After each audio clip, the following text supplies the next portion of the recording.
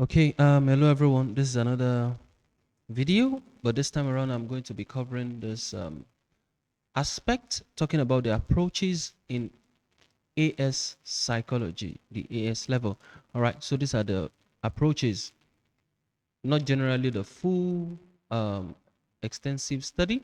You can check my other videos to see that, but what are the basic assumptions of each of those approaches? So we're going to look at them very shortly. Now, what are the biological approach? Okay, the biological approach assumes that behavior, cognition, and emotion are controlled by biological systems and processes such as hormones and genes. So it is important to take note that, okay, psychology is actually the study of human behavior, the study of the mind. All right. So the biological believes that our behavior is controlled by what? Uh, our behaviors, our cognitions, our emotions are controlled by a biological system such as hormones and genes.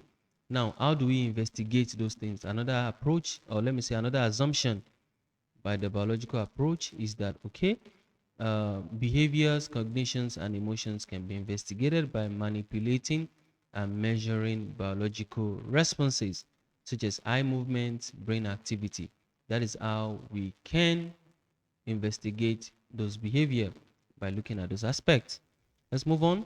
Cognitive approach, on the other hand, okay, the assumption is that behavior and emotion can be explained in terms of cognitive process such as language, thinking, and memory.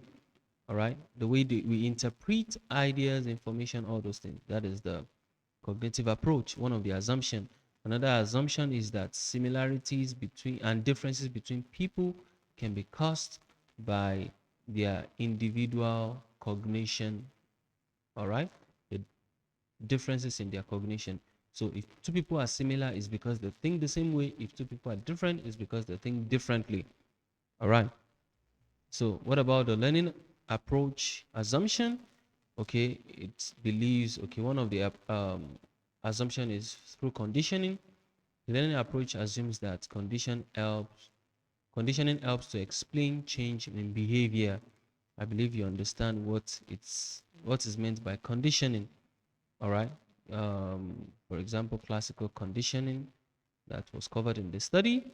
When you learn a particular behavior because that behavior has been associated with a particular, or let me say with another thing, okay, you learn to fear a rat because rat always reminds you of something bad.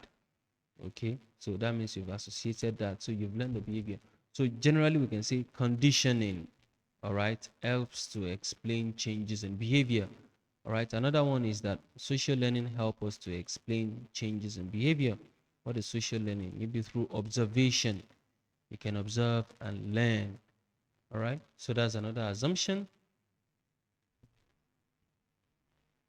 Okay, now for the social approach, individual influence. Behavior, cognition, and emotion can be influenced by other individuals. Okay, so which means that the environment we find ourselves can affect our behavior. All right, so group influence as well. So behavior, cognition, and emotion can be influenced by a group context, the group we find ourselves. So individuals can influence our behavior. Okay, group can also influence our behavior. Social context too, the environment itself can also influence our behavior. So those are three assumptions. Please keep them in mind in case questions around this often come in the exam. So please keep them in mind. All right. So thank you very much. That's it. It's a short video. All right.